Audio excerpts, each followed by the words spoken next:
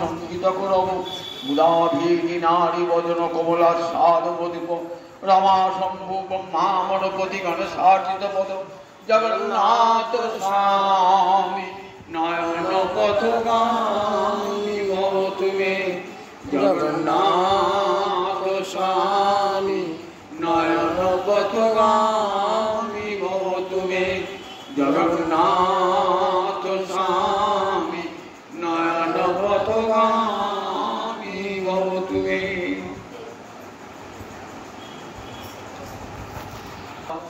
ভক্তবৃন্দের চরণ আমার কোটি কোটি দণ্ডবৎ প্রণিপাত। শ্রীমদ্ ভাগবতে একাদশ স্কন্ধে ভগবান উদ্ধবকে বলছে, উদ্ধবের জিজ্ঞাসার উত্তর। উদ্ধব বলছেন, গোবিন্দ তোমাকে পাওয়ার তো অনেক উপায়। কেউ বলেন জ্ঞানের দ্বারা তোমাকে পাওয়া যায়, কেউ বলেন যাগযজ্ঞের দ্বারা তোমাকে পাওয়া যায়, কেউ বলেন যোগের দ্বারা পাওয়া যায়, আবার কেউ বলেন ভক্তির দ্বারা তোমাকে পাওয়া যায়। সব পথে যদি পাওয়া যায় তাহলে কোন পথটা সর্বোত্তম? তুমি বলো কোন পথে গেলে সহজে তোমাকে পাওয়া যায়? তখন ভগবান উত্তর দিচ্ছেন উদ্ধবকে। উদ্ধব কিন্তু জানেন সবই, কিন্তু উদ্ধবের এই জিজ্ঞাসাটা নিজের জন্য নয়, জগতের কোটি কোটি জীব কান পেতে শুনুক ভগবানের মুখ থেকে ভগবান কি উপদেশটা দান করছে। ভগবান বলছেন, দেখো এতগুলো পথ আছে বটে, কিন্তু ন সাধয়তি মাং যোগা ন সাংখ্যং ধর্ম উদ্ধব ন সাধ্যায় তপস্ত্যাগ যথা ভক্তি মমর্জিতা। উর্জিতা ভক্তি অর্থাৎ প্রবলা ভক্তি আমাকে যেমন করে বশীভূত করতে পারে, ন সাধতি মাং যোগ। যোগও কিন্তু ভগবৎ প্রাপ্তির একটা উপায়। যোগ সাধনের দ্বারা যোগীরা কাকে পায়? পরমাত্মায় কৈবল্য লাভ করে। যোগীরা পরমাত্মাকে দর্শন করে তাদের কৈবল্য লাভ, কৈবল্য মুক্তি লাভ করে। ন সাধতি মাং যোগ, কিন্তু ভগবানকে বশীভূত করতে পারে না যোগ। ন সাধতি মাং যোগ ন সাংখ্যং, সাংখ্য মানে জ্ঞান। জ্ঞানীরা জ্ঞান সাধন করে সম দম তিতিক্ষা প্রতি এই সমস্ত জ্ঞানের যে অঙ্গগুলো, সেই অঙ্গগুলো সাধন করে মুক্তি পেতে পারে, ব্রহ্মানন্দ লাভ করতে পারে, কিন্তু আমাকে কোনোদিন বশীভূত করতে পারে না। ধর্ম যাগ যজ্ঞাদি করার ফলে উচ্চ লোকে যেতে পারে, স্বর্গলোক ব্রহ্মলোক চলে যাবে, কিন্তু আমাকে পাবে না, আমাকে বশীভূত করতে পারবে না। সাধ্যায়, বেদ পাঠ করলে চিত্ত শুদ্ধ হবে ঠিকই, কিন্তু আমাকে পাবে না। তপস্যা করলে মুক্তি হবে, কিন্তু আমাকে পাবে না। ত্যাগ ধর্ম দান ধর্ম করলে পুণ্য লাভ হবে, উচ্চ উঠবে, কিন্তু আমাকে পাবে না। ন সাধ্যায় তপস্যাগ যথা ভক্তি মমর্জিতা। কিন্তু ভক্তি আমাকে ভক্তি করে, আমাকে শুধু পাইয়ে দেয় না, আমাকে বশীভূত করে নেয়। জগতে কোনো জ্ঞানী, কোনো যোগী, কোনো বেদ পাঠী, কোনো তপস্বী ভগবানকে বশীভূত করতে পারে না। আবার যোগী, জ্ঞানী, ধ্যানী এদের কাছে ভগবান সহজলভ্য নয়। কোটিতে গুটি হয়তো মুক্তি লাভ করলো, কিন্তু ভক্তিতে ভগবানের কাছে যেতে হবে না, ভগবান নিজেই আসবেন ভক্তের কাছে। শ্রীমদ্ ভাগবতের একটি কাহিনী দেখতে পাই যে ভগবান তখন লীলা প্রকট। ভগবান তখন দ্বারকায় লীলা করছেন, ব্রজলীলা শেষ হয়েছে, মথুরা লীলা শেষ হয়েছে, দ্বারকা লীলায় ভগবান প্রকট। মিথিলা, যেখানে সীতা দেবীর বাপের বাড়ি মিথিলা, সেই মিথিলায় দুজন ভক্ত আছে, একজন রাজা বহুলাস্য, আর একজন সেই রাজ্যের প্রজা সুতদেব। বহুলাস্য আর সুতদেব। বহুলাস্য রাজা আর সুতদেব সাধারণ দরিদ্র প্রজা। দুজনেই পরম কৃষ্ণ ভক্ত।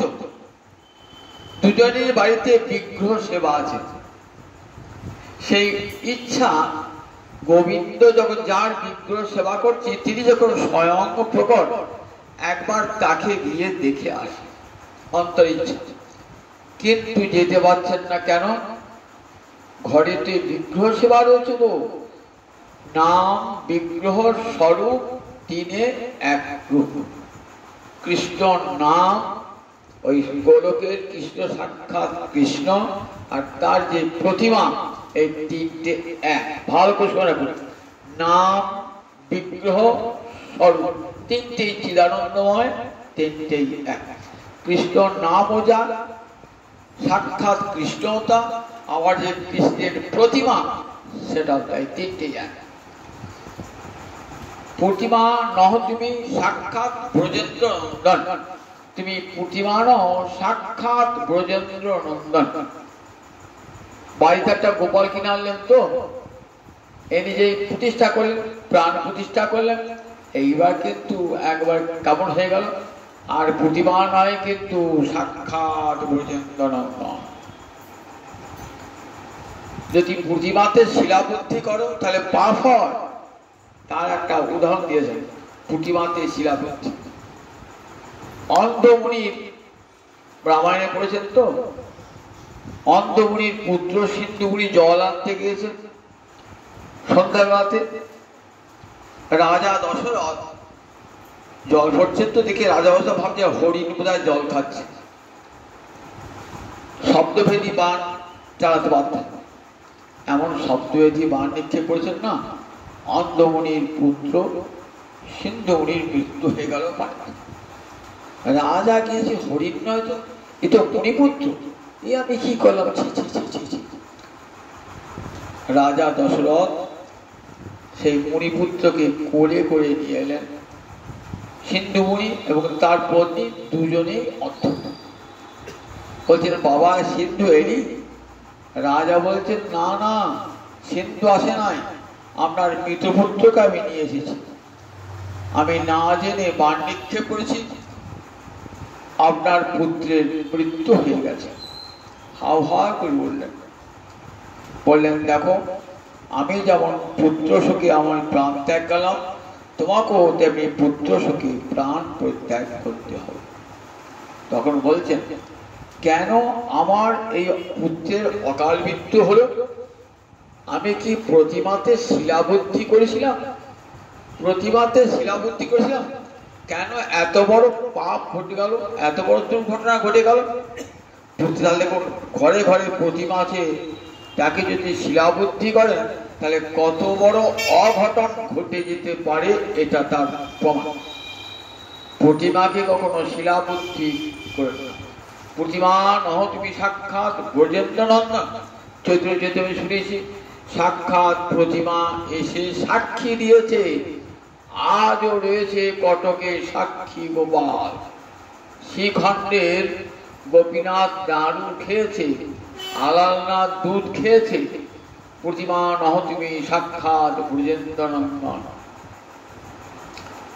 তাই প্রতিমা ছেড়ে কৃষ্ণকে দেখতে যেতে পারছেন না, কারণ গোবিন্দ যা, গোবিন্দের বিগ্রহ কি করে প্রতিমা ছেড়ে যায়? তাহলে প্রতিমা সেবা হবে না তো।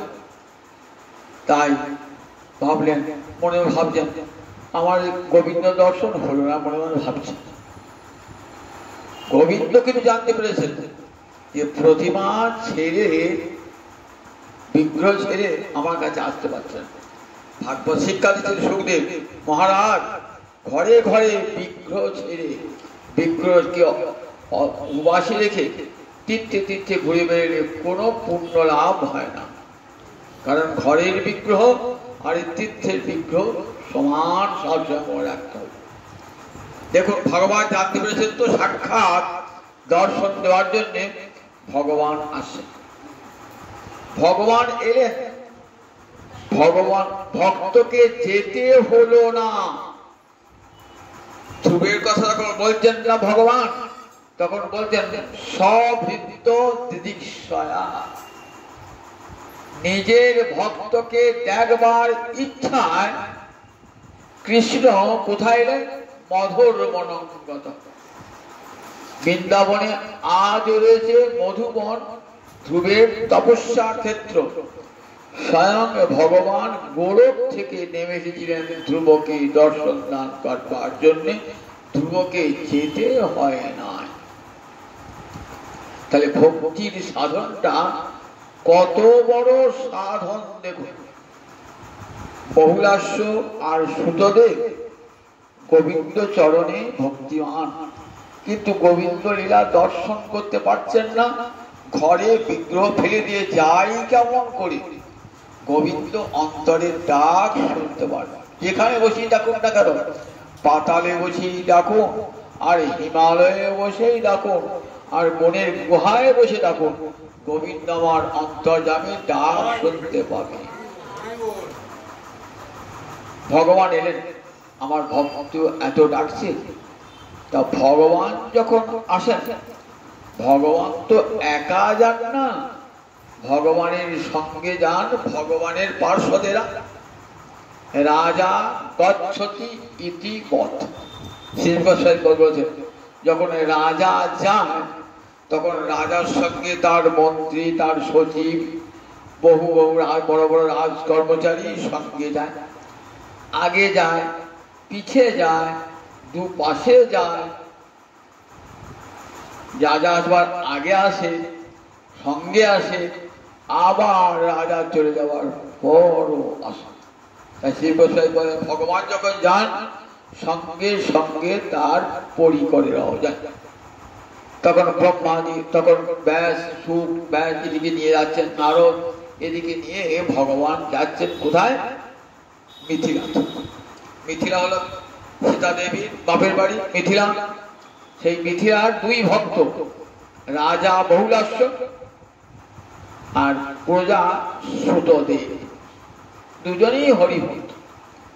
দুজনেই এসেছেন যখন মিথিলায় ঢুকবেন, সেই মিথিলার নগরে ঢোকার যে প্রবেশ পথে দুজনেই দাঁড়িয়ে আছেন। শুনেছেন গোবিন্দ আসছেন, তো দুজনেই ভাবছেন গোবিন্দকে নিয়ে যাব। যে এসেছেন না, দুজনেই আনন্দ উৎফুল্ল। প্রভু আমাদিকে যেতে হলো না, তুমি এলে, আমাদের অন্তরের ডাক তুমি শুনতে পেয়েছো। বহুলাস্য বলছে প্রভু আমার বাড়ি। সুতদেব বলে না না প্রভু আমার বাড়ি। কার বাড়ি যাবে ভগবান? দুজনেই তো ভক্ত। বহুলাস্য বলছে আমার বাড়ি চলো। সুতদেব বলছেন আমার বাড়ি চলো। ভগবান কি করলেন? দুজনের বাড়ি যাবেন ভগবান, কিন্তু এমন ভাবে গেলেন, নিজেকে দুই ভাবে বিভক্ত করলেন, তিনি জানতে দিলেন না। তাহলে জানবে আধখানা ভগবান এসেছে আমার বাড়িতে, গোটা ভগবানই গিয়েছে। এমন ভাবে ভগবান গেলেন। বহুলাস্য ভাবলেন যে কৃষ্ণ আমার বাড়িতে এসেছে। সুতদেবও ভাবলেন গোবিন্দ আমার বাড়িতে এসেছে।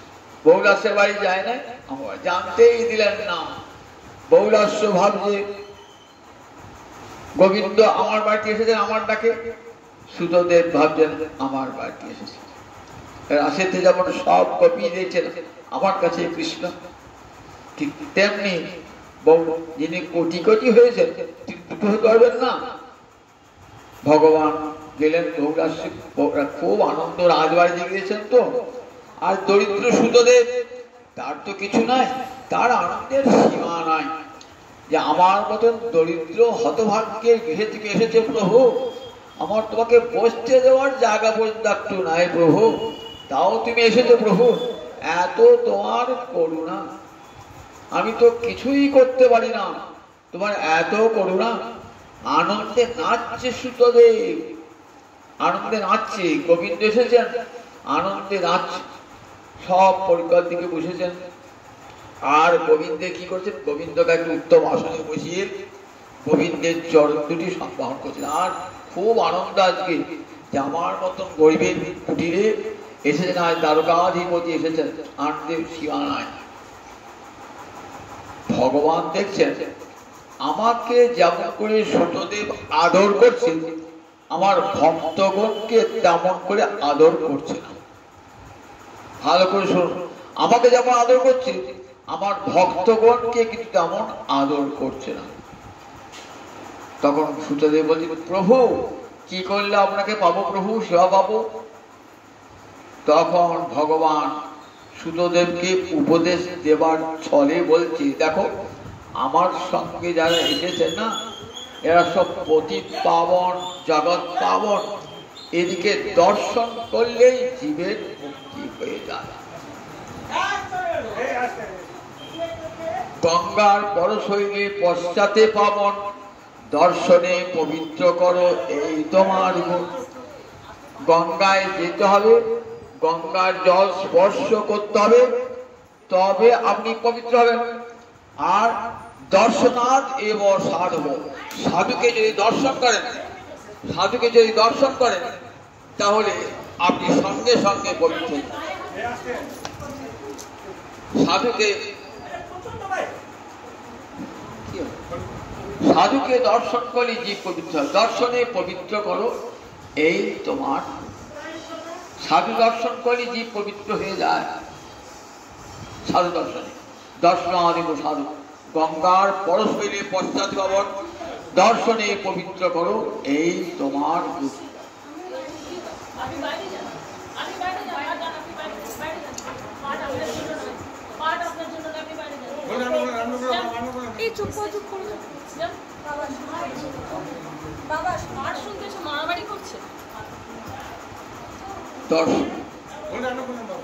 দর্শনে পবিত্র করো এই তোমার গুণ, দর্শনে পবিত্র করো এই তোমার গুণ। তবে দেখো আমাকে যেমন করে সেবা করছো তেমনি করে আমার ভক্তগণকে মৎসদয়া আচ্ছয়, আমার মতন শ্রদ্ধা নিয়ে ঠিক আমার ভক্তগণকে সেবা করো। আমাকে যেমন সেবা করছো আমার ভক্তগণকে। সুখদেব বলছেন, দেখো জগতে সবাই ভগবানকে তো ভক্তি করে, কিন্তু কোথাও শুনেছ ভগবান ভক্তকে ভক্তি করে? ভগবান এখানে ভগবান একটা বিশেষণ দিলেন, ভগবান ভক্ত ভক্তিমান। জীব হয় কৃষ্ণ ভক্তিমান, আর কৃষ্ণ হন ভক্ত ভক্তিমান। কৃষ্ণ ভক্তকে ভক্তি করেন। জগতে সবাই কৃষ্ণকে ভজে, আবার গোবিন্দ সকলকে, যে যথামাং প্রবদন্তে তাং তথৈব ভজাম্যহং। আমার চরণে যারা প্রপন্ন হয় আমি তাদেরকে ভজি। দেখেছেন তো কোথায় শুনেছি? ভজামি, আমি তাদেরকে ভজি। আমাকে যেমন আমার ভক্তেরা ভজে, আমিও তেমনি আমার ভক্তগণকে ভজি। এর প্রমাণ শ্রীমদ্ ভাগবত দেখতে পাই। রাসেতে যখন গোবিন্দ অন্তর্ধান করেছেন না, গোপীরা তখন কৃষ্ণ পাওয়ার জন্য কি করছেন? যমুনা কূলে বসে গোপী গীতি গাইছেন। ভগবান ছুটে গিয়েছেন, তো বলছেন কোথায় ছিলে? তা বলছে আমি তোমাদেরকে ভজন করছিলাম। তা ভজন করছিলে কোথায়? বলছি লুকিয়ে লুকিয়ে। কেন সামনে ভজন হয় না? বললেন সামনে থাকলে তো ভজন হবে না। কেন? সামনে থাকলে তোমরা কাঁদবে আমার জন্যে। আমি এখন লুকিয়ে আছি, তোমরা কাঁদছো আমার বিরহে, আর আমি লুকিয়ে লুকিয়ে তোমাদের কাঁদা বদন দেখছি। এটাই তো আমার ভজন। আমার ভক্ত কাঁদছে আমি দেখি, এটাই আমার ভজন। তাহলে দেখুন ভক্তি কেমন। উদ্ধবকে বললেন ভগবান যে দেখো বললেন ন সাধতি মাং যোগ ন সাংখ্যং ধর্ম উদ্ধব ন সাধ্যায় তপস্যাব যথা ভক্তি মমর্চিতা উর্তা ভক্তি যেমন। ভক্তি থাকলে ভগবান যেমন ছুটে আসেন, দেখাইতে আসেন, ভক্তকে যেতে হয় না। আমি একদিন জগন্নাথ দেবের কাহিনী শোনাই যে কেমন ভগবান ভক্ত ভক্তিমান। উড়িষ্যার তখন স্বাধীন নরপতি রাজা রামচন্দ্র দেব,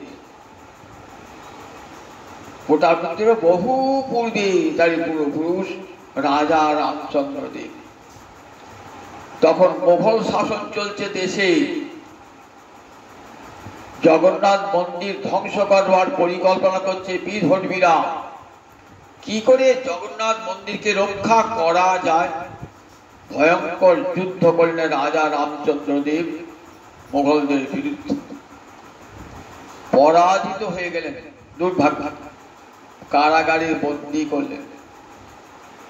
তখন ওইখানকার সুবেদার ছিল একজন টাকি খাবো, কারাগারে প্রস্তাব দিল তোকে কারাগারে পৌঁছে মরতে হবে, একটা শর্তে তোমাকে বাঁচাতে পারি, কি না, যদি তুমি আমার ভগিনীকে বিবাহ করো, আমার ভগিনীকে যদি বিবাহ করো তাহলে তোমাকে কারাগার থেকে মুক্তি দেবো।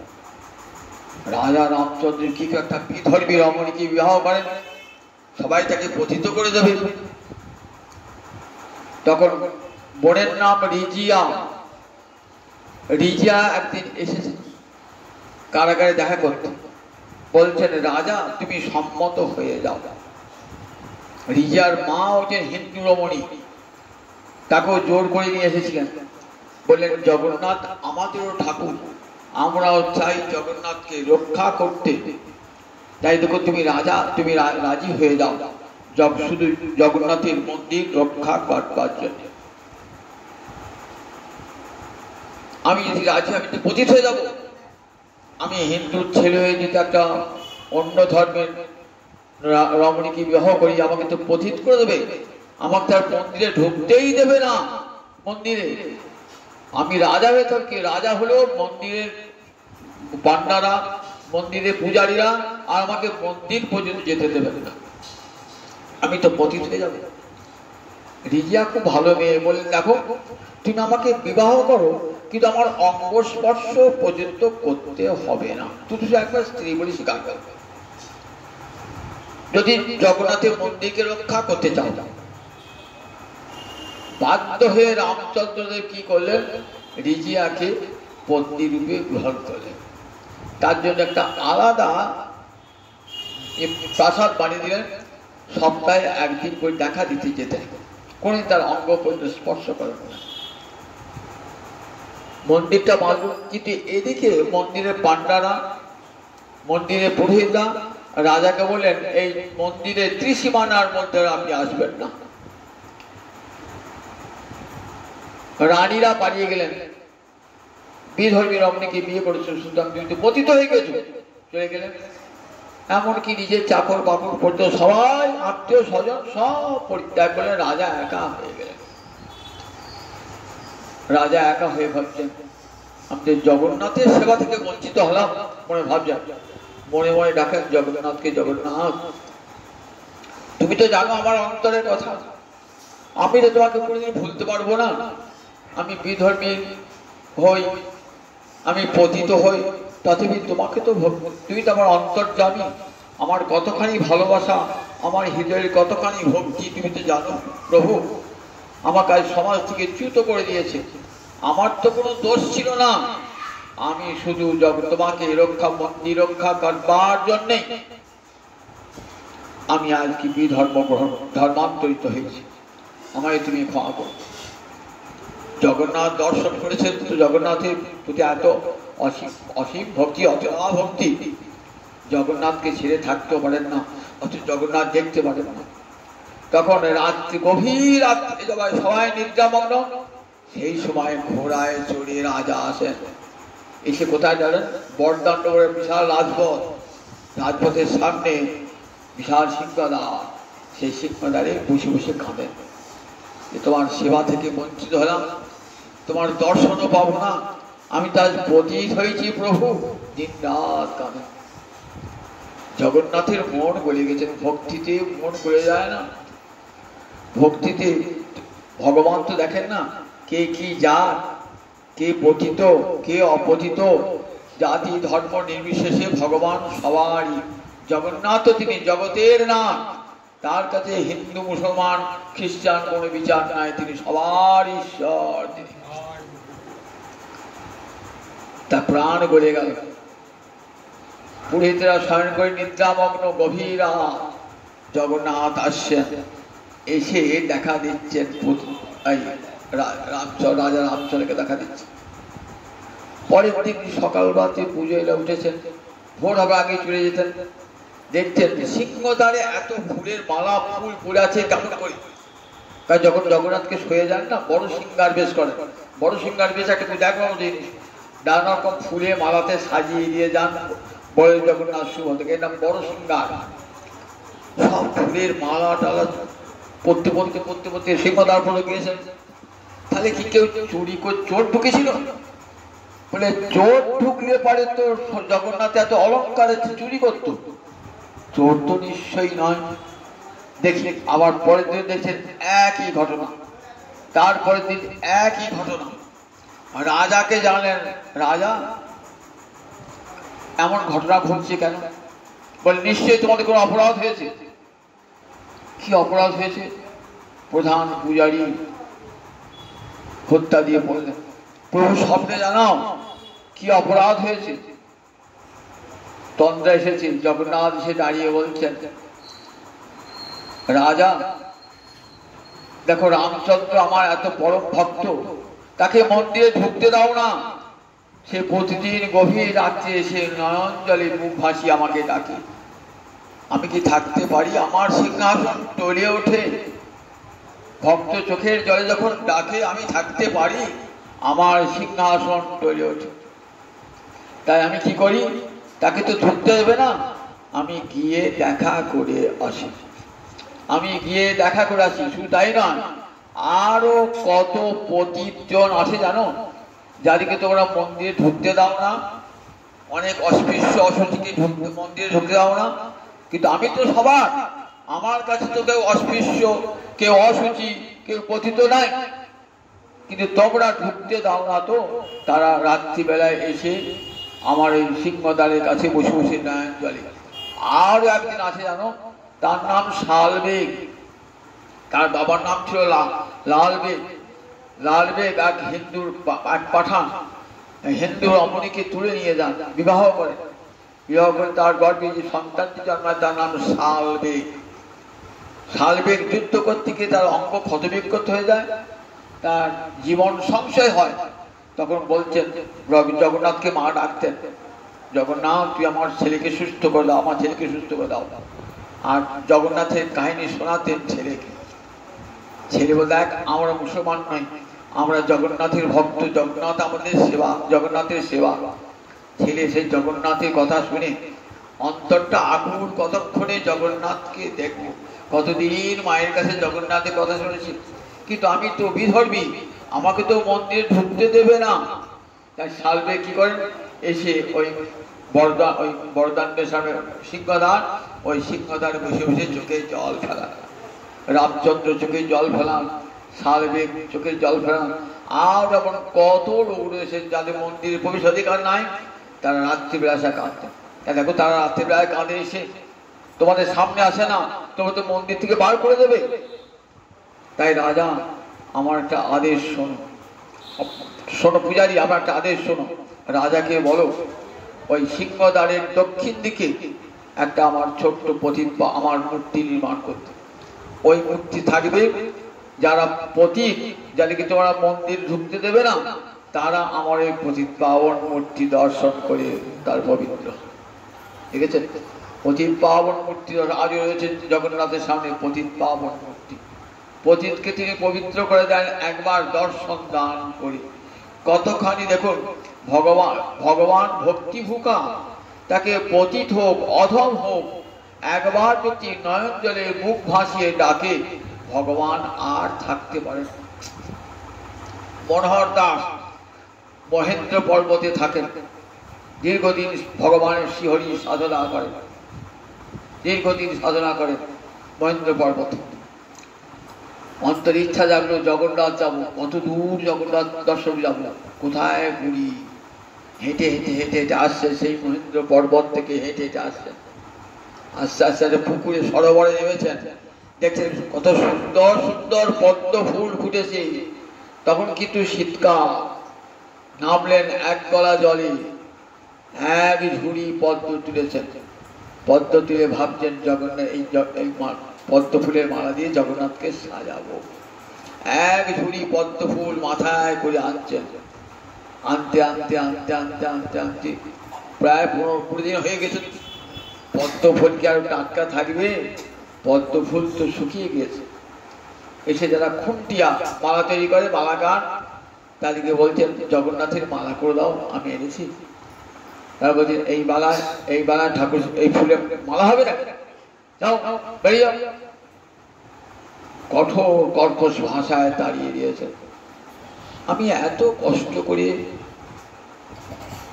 জলে গলা ডুবিয়ে আমি সরোবর থেকে জগন্নাথের জন্য পদ্ম ফুলের মালা তুললাম, আর সেই পদ্ম ফুলের মালা জগন্নাথের গলায় দৌড়েছিলাম, আমাকে তাড়িয়ে দিল। মালা তো কাঁদছিল, তাড়িয়ে দিল। কি করবে? মন্দিরের পাশে এক পাশে বসে আছেন আর কাঁদছেন, নয়ন জলে ভাসছেন। আমার আনা জিনিস তুমি নিলে না প্রভু।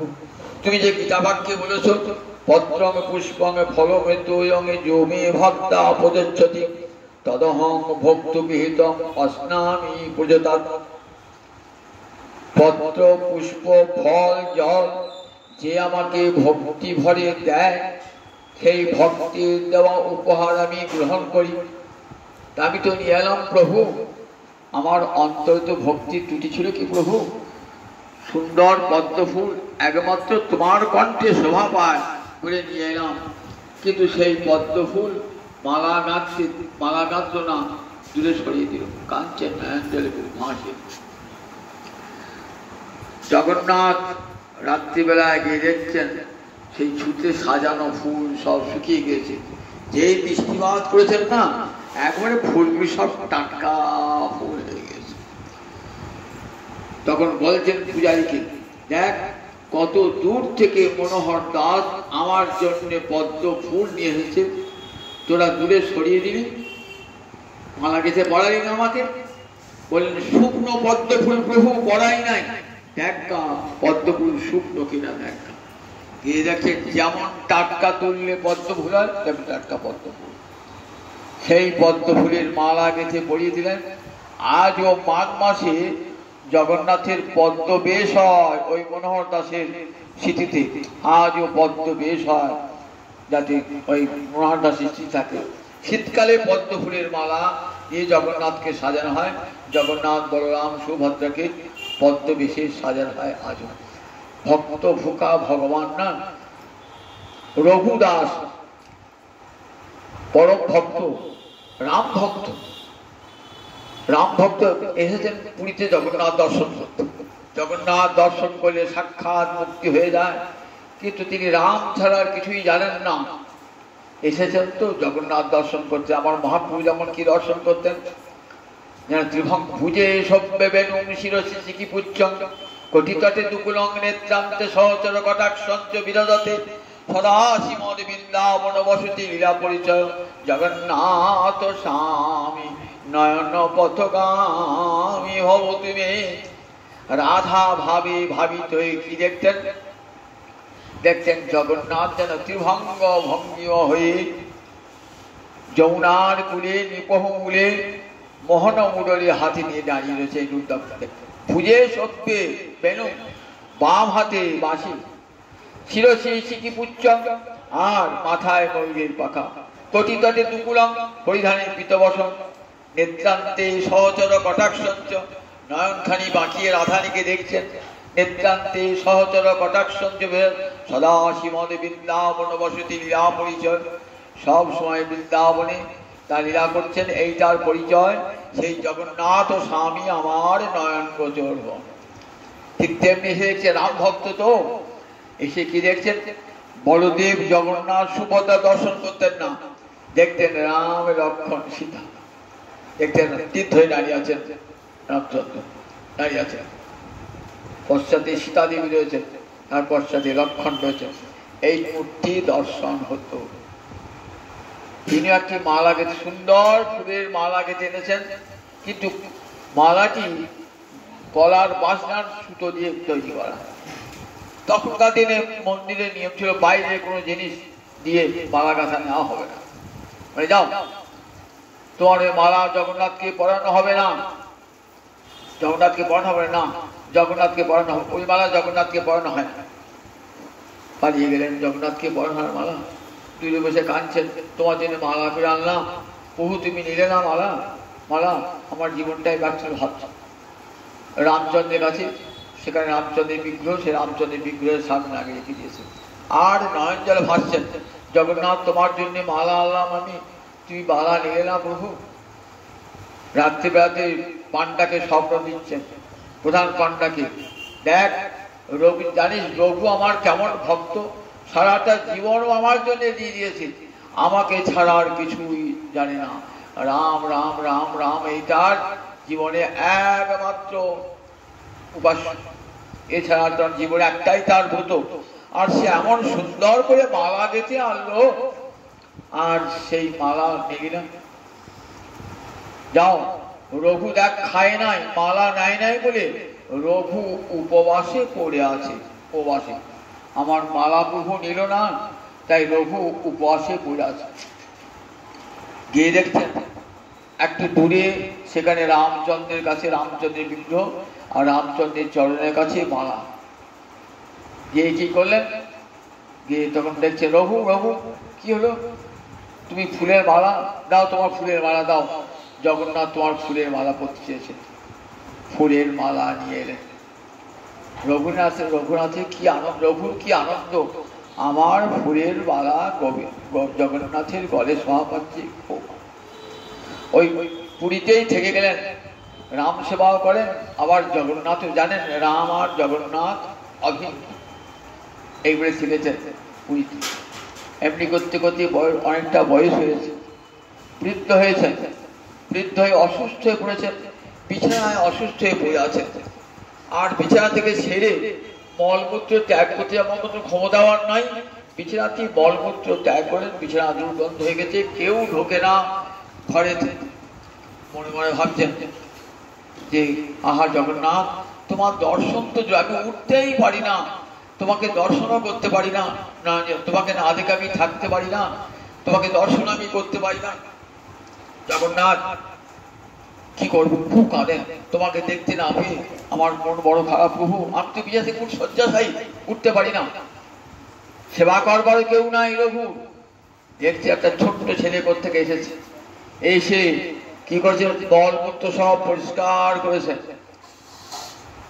ঘরে সুন্দর সুগন্ধি দিয়ে চন্দন মাখিয়ে দিয়েছেন, গায়েতে সুগন্ধ উঠছে। ভাবছেন কোথা থেকে এলো ছেলেটা, খুব সেবা করছে, পরিচয় দেয় না, অথচ সেবা করে যাচ্ছে। ভাবছেন কার সেবা নেব, তুমি কে আমাকে সেবা করতে এলি, তোর সঙ্গে তো আমার কোনো পরিচয়ও নাই, তোকে তো আমি চিনিও না, তুই সেবা করতে এলি কে, জানবে আমি কে। দেখছেন জগন্নাথ মূর্তিতে, এই জায়গা আমি জগন্নাথ। বললেন প্রভু তুমি এমন হীন সেবা করতে এলে, এমন হীন সেবা, আমার মলমূত্র পরিষ্কার করতে এলে প্রভু, এমন হীন সেবা। প্রভু আমার রোগটা সারিয়ে দাও, এটাই তো বড় কৃপা হবে, আমার সেবা করতে হবে না, আমি তোমার সেবা করবো প্রভু, তুমি আমার সেবা করতে প্রভু, আমি তোমার সেবা করবো, তুমি রোগটা সারিয়ে দাও। বলে রোগ তো আমি এক মুহূর্তে সারাতে পারি, কেন সারাই না জানিস, তুই যেমন করে আমার সেবা করিস, আমারও অন্তরে ইচ্ছা জাগে আমিও তোকে তেমনি করেই সেবা করব। কোথাও শুনেছেন আমার কথা, এ কথা শ্রীমদ ভাগবত ভক্তিশাস্ত্র বলতে পারেন যে ভগবান যেমন করে ভক্তকে সেবা করে, ভক্ত যেমন করে ভগবানকে সেবা করে, ভগবানও তেমনি করে ভক্তকে সেবা করেন। আর ভক্তের দেওয়া দ্রব্য ভগবান পরম আদরে গ্রহণ করেন।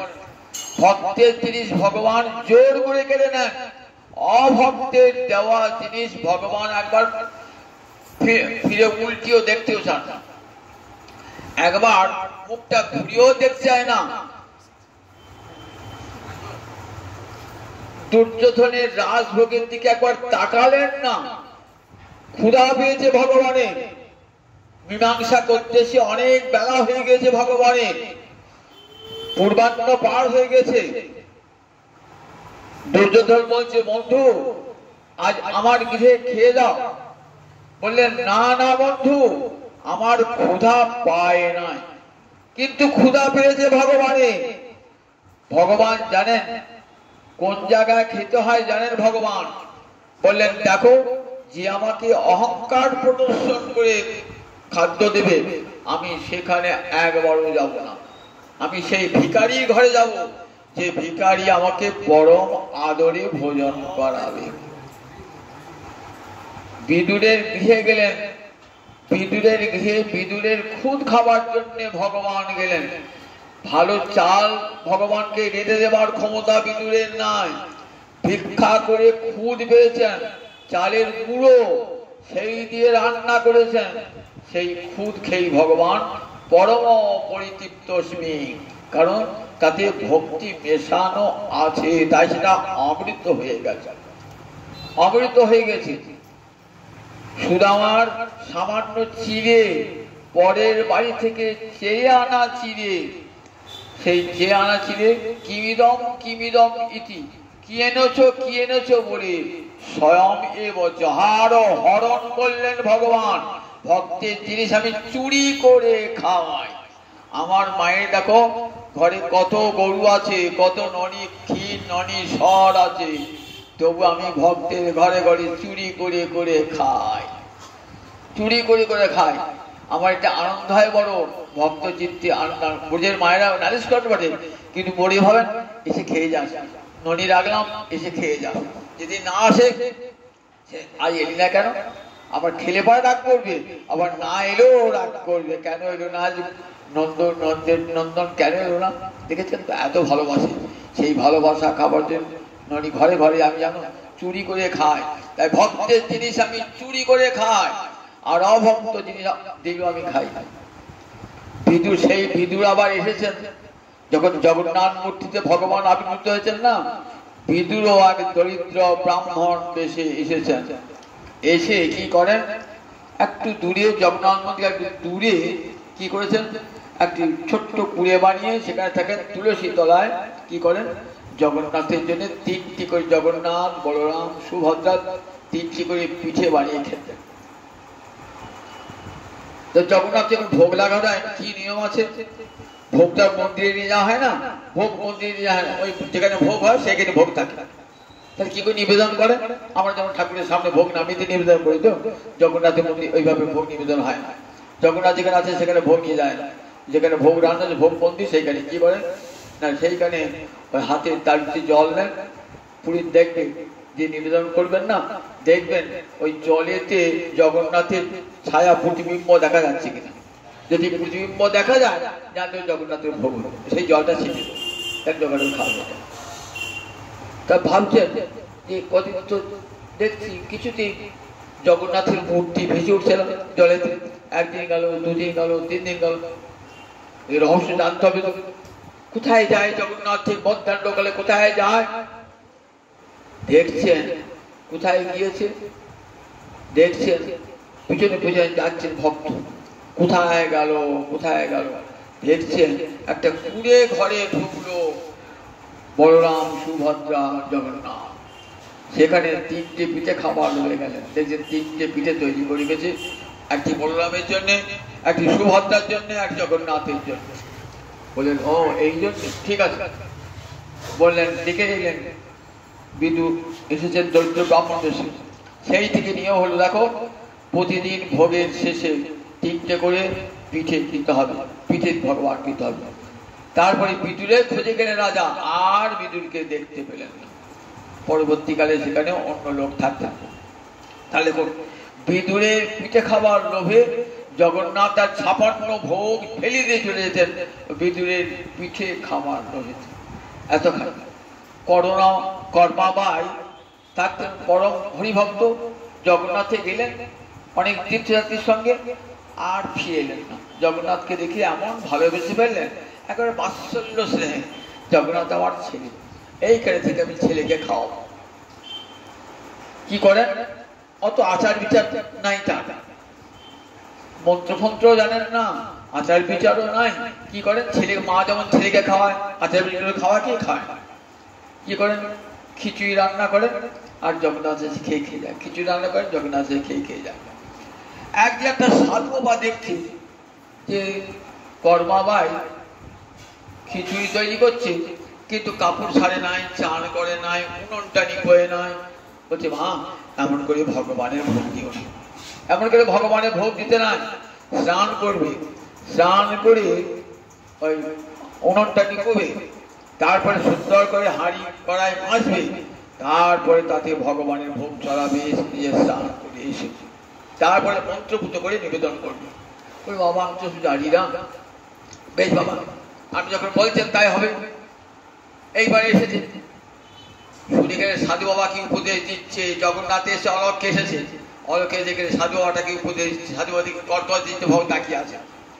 এলেন তখন দেখছি চানই করেন নাই, করম কর বাবাই চানই করেন, মা করে চান করেন। আবার একটু বাদে ঘুরে এলেন, ঘুরে এসে দেখছেন তখন উনুন পরিষ্কার হয় না। আবার একটু বাদে এসে দেখছেন বাসন মাজছে। আবার একটু বাদে এসে দেখছেন তখন উনুনে খিচুড়ি জ্বলিয়েছে।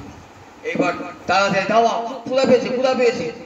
তখন ওই সামান্য খিচুড়ি খেয়ে মুখে খিচুড়ি লেগেছে, ওদিকে মন্দিরে ঘন্টা বাজছে, ছুটে যাচ্ছে, গিয়ে সিংহাসনে বসেছে। ঠাকুর তোর মুখে খিচুড়ি কেন?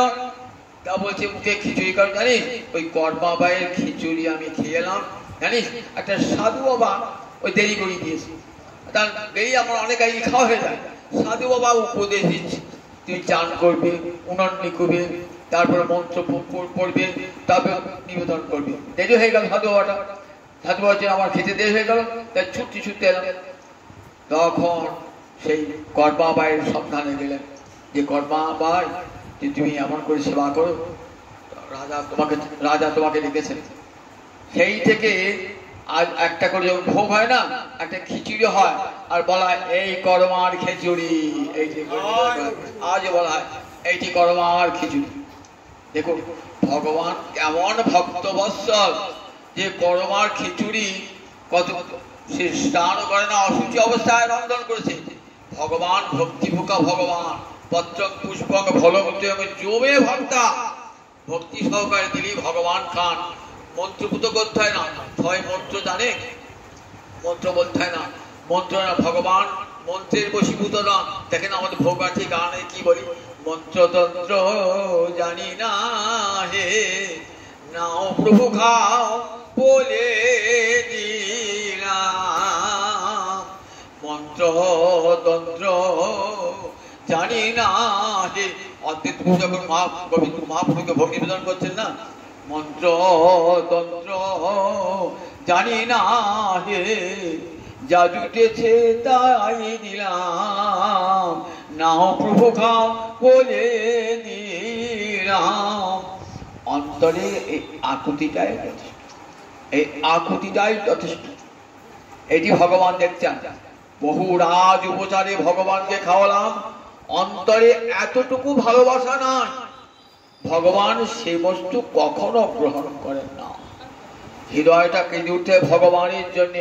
দেখুন দাসিয়া বাউরি সে একটা অতি নির্যাতিত, সে একটা বহু কষ্ট করে নারকেল জোগাড় করেছে গোবিন্দের সেবার জন্য। কাপড় বিক্রি করত, কাপড় বিক্রি করতে করতে এক জায়গা থেকে ভালো নারকেল, বলে নারকেলটা দেবে আমাকে, তারপরে দেবো, কি দাম নেবে? ওই গোটা কাপড়টা চাই। একটা কাপড়ের দাম একটা নারকেলের দাম এক হয়, বলেন তাই নাও, আমাকে নারকেলটা দাও। সে নারকেলটা নিয়ে আসছেন, প্রতিপদ এক ব্রাহ্মণ জগন্নাথকে পুজো দিতে আসছেন।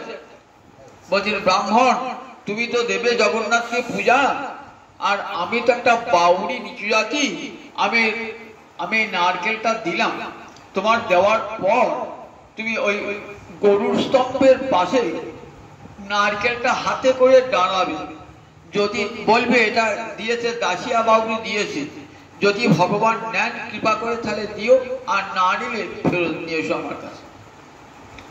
ব্রাহ্মণকে অবজ্ঞা ভয়, তুই একটা নিষিরাত, তুই ভগবানকে খাবি, স্পর্ধা করে হাসতে হাসতে ব্যঙ্গ করে নিয়ে এসে কি করেছে, নিজের যা দ্রব্য নিয়েছে ভগবানকে নিবেদন করে মনে পড়েছে। দাসিয়া বাউরি দাঁড়িয়ে আছে, বলছে দাসিয়া বাউরি দিয়েছে, হাসতে হাসতে বলছেন তোমাকে দেবে। দেখছেন ওইটুকুনি হাত জগন্নাথের বিরাট লম্বা হাত হয়ে গেল, ওই নারকেলটা নিয়ে জগন্নাথ খাচ্ছেন, জগন্নাথ নারকেলটা নিয়ে অবাক হলেন। ওই আমি যে এত দ্রব্য দিলাম, কত নৈবেদ্য ভগবানকে দিলাম, ওই ভগবান তো গ্রহণ করলেন না, আর দাসিয়া বাউরি সে কত আদর করে একটা নারকেল নিয়ে এসেছে, ভগবান সিংহাসন থেকে হাত বাড়িয়ে নারকেলটা নিয়ে নিলেন। দেখুন ভক্তির দেওয়া জিনিস ভগবান কত আদরে গ্রহণ করেন।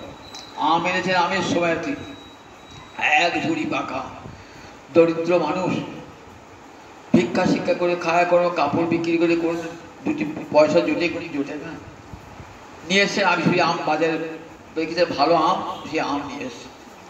আম যে এনেছে পান্ডারা কাড়াকাড়ি করছে, বলে তোমাদের জন্য আমি আম আনি নাই, আম এনেছি আমি জগন্নাথের জন্য। না আমরা জগন্নাথকে নিবেদন করবো না, তোমরা জগন্নাথকে নিবেদন করবে না, আমি জগন্নাথকে নিবেদন করবো। তোর সাহস কম না তো, তুই জগন্নাথকে নিবেদন করবি? আমি জগন্নাথ, যদি আমার হাতে জগন্নাথ না খায় নিয়ে ফুটে নেব। মন্দিরে তো ভগবদ্গীতা দূর থেকে দেখছেন সুদর্শন চক্র, দাসিয়া বাউরিকে ভগবান বলেছেন ওই সুদর্শন চক্রকে দেখাবি, ওই সুদর্শন চক্রই আমি আমি তোর হাত থেকে যা নৈবেদ্য দিবি আমি গ্রহণ করবো। একটি এক করে জগন্নাথ তোমার জন্য এই আম্র ফল এনেছি, নেবে জগন্নাথ? দেখছেন জগন্নাথ কোথায় আমটি অদৃশ্য হয়ে গেল, একটি একটি করে আম অদৃশ্য হয়ে গেল, সব আম অদৃশ্য। ভাবছেন কোথায় গেল আমগুলো? পান্ডারা বলে দেখো গা, মন্দিরে ঢুকে দেখো গা, আমার তো মন্দিরে ঢোকার অধিকার নাই, তোমরা মন্দিরে ঢুকে দেখো গা কলার আটিগুলো আর চোকাগুলো কোথায় পড়ে আছে। গিয়ে দেখছেন মন্দিরের চার পাশে ওই আমের চোকা আর আমের আটি পড়ে রয়েছে। দাসিয়া বাউরির হাতে ভগবান খেলেন। এই ভগবান বললেন দেখো পত্রং পুষ্পং ফলমতে আমি জমে ভক্তা প্রযচ্ছতি, পত্র পুষ্প ফল জল যে আমাকে ভক্তি ভরে দেয়, আমি সেই ভক্তির দেওয়া উপহার আমি পরম আদরে ভোজন করি। ভগবানকে দিতে গেলে চাই ভক্তি ভুকা ভগবান। তাই উদ্ধবকে বলছে উদ্ধব ন সাধতি মাং যোগ ন সাংখ্যং ধর্ম উদ্ধব ন সাধ্যায় তপস্ত্যাগ যথা ভক্তি মমর্জিতা। জানো আমাতে উর্জিতা ভক্তি প্রবলা ভক্তি কেমন জানো, যে আমাকে যোগ জ্ঞান ধ্যান তপস্যা কিছুই আমাকে বশীভূত করতে পারে না, কিন্তু ভক্তি ভক্তের নয়ন জল আমাকে বশীভূত করে নেয়। ভক্তের নয়ন জল জানো, পতিব্রতা রমণী যেমন ভালোবাসা দিয়ে পতিকে বশীভূত করে নেন, ভক্তাবাং বসে পূর্ববর্তী সৎস্ত্রীয় সৎপতি যথা। সতী রমণী ভালোবাসা দিয়ে পতিকে বশীভূত করে নেন, তেমনি ভক্ত পতিব্রতা পত্নীর মতো আমাকে ভালোবাসা দিয়ে তার অধীন করে নেয়। দেখো জগতের কোথাও আমি পরাধীনতা স্বীকার করি না, এক জায়গায় করি, আমার ভক্তের কাছে আমি পরাধীন। অহং ভক্ত পরাধীন যতন্ত্রৈব দিয়। এ কথা আর কোথাও কোন শাস্ত্রে নয়, একমাত্র ভাগবত শাস্ত্রে পাবেন। ভগবান বলছেন অহং ভক্ত পরাধীন। আমি কোথাও পরাধীনতা স্বীকার করি না, আমি স্বাধীন ভগবান, স্বরাট ভগবান, স্বতন্ত্র ভগবান, আমি পরতন্ত্র নই, কিন্তু একমাত্র ভক্তের কাছে আমি পরতন্ত্র হয়ে যাই। দুর্বাসা তোমার যতই শক্তি থাক তপস্যার, ভক্তের ভক্তির কাছে তোমার শক্তি তুচ্ছাতি তুচ্ছ। তপস্যাও কাজে লাগবে না, তোমার ধ্যানও কাজে লাগবে না, তোমার বেদ পাঠও কাজে লাগবে না, ভক্তের ভক্তির কাছে সব তুচ্ছ হয়ে যায়। শ্রীমদ্ ভাগবত লিখেছেন এই ভক্তি আমার মহাপ্রভুর করুণার দান। মহাপ্রভু অনর্পিত চলে গেছি আজ করুণায়া অবতীর্ণ করো। এই হরি ভক্তি দান করবার জন্য আমার মহাপ্রভুর ওহে কলির জীব ভগবানকে ভালোবাসো। কেমন করে? ভক্তি দিয়ে ভালোবাসো। ভক্তি শাস্ত্র কোন ধর্ম করতে হবে না, একবার ভাগবতের আসরে গিয়ে কানটি দাও আর ভক্তের তোমাকে যারা ভক্তি করে, ভগবান আমাকে যারা ভক্তি করে তাদের সঙ্গ লাভ করো, ভক্তের সঙ্গ লাভ করো, আপনা আপনি ভক্তি লাভ হবে। দেখেন না কারো অগ্নিমান্দ রোগ হয়েছে, ক্ষুধামান্দ রোগ হয়েছে, কিছুদিন সার্চের ওষুধ খেয়েও, তখন গ্রামে একেদের টোটকা চিকিৎসা ছিল, বলতে এই তোর রোগটা সেরে যাবে, ওই দেখ যে লোকটা হাম করে খায় না ওর কাছে পাশে বসবি, একদিন দুদিন তিন দিন দেখবি, দেখি তোরও খেতে লোভ লাগবে। ঠিক তেমনি ভক্তের কাছে যাও, ভক্ত কেমন করে নয়ন জলে বুক ভাসিয়ে ভগবানকে ভজছে, কাছে বসুকা। এই কাছে বসলে তাদের অঙ্গের বাতাস যদি গায়ে লাগে না, তোমারও হৃদয়ের পরিবর্তন হয়ে যাবে। তাই ভক্ত সঙ্গে বসে বসে হরি কথা শোনো। কলিযুগে আর অন্য কোন ধর্ম নাই। হরে কৃষ্ণ কৃষ্ণ কৃষ্ণ হরে হরে, হরে রাম রাম রাম হরে হরে। এই মহানাম কলির মুক্তির মন্ত্র। এই মন্ত্র জপ করো আর ভক্তের সঙ্গ করো, আর ভগবান শ্রীহরির চরণে যেন অচলা ভক্তি লাভ হয় এই প্রার্থনা করো। নবৈ যাচে রাজ্যম ন চ কনক মাণিক্য বিহং, ন যাচে অহং রম্যাং সকল জন কাম্যাং বড়বধূ, সদা কালে কালে প্রমথপতিনা গীত চরিত জগন্নাথ স্বামী নয়ন পথগামী ভব তুমি। জগন্নাথ স্বামী নয়ন পথগামী ভব তুমি। জগন্নাথ স্বামী নয়ন পথগামী ভব তুমি। মা বলেছেন নবৈ যাচে রাজ্য, তোমার কাছে রাজ্য চাই না। ন চ কনক মাণিক্য বিভব, সোনা চাই না, মাণিক্য চাই না, ঐশ্বর্য চাই না। ন যাচে অহং রম্যাং সকল জন কাম্যাং বরবধূ, সকল জন যা চায় সুন্দরী পত্নী, আমি তা চাই না। সদা কালে কালে প্রমথপতি না গীত চরিত। প্রমথপতি অর্থাৎ মহাদেব কালে কালে তোমার যে বন্দনা করেন সেই জগন্নাথ আমার নয়ন গোচর, আর কিছুই চাই না। জগন্নাথের কাছে আমাদের সকলেই প্রার্থনা, হে জগন্নাথ আমাদের সকলের অন্তরে শুভ চেতনা জাগ্রত করে আমাদের নয়ন পথের গোচরী পুজো হও। জয় নিতাই জয় নিতাই, জয় জগন্নাথ, জয় বলরাম, জয় শুভ।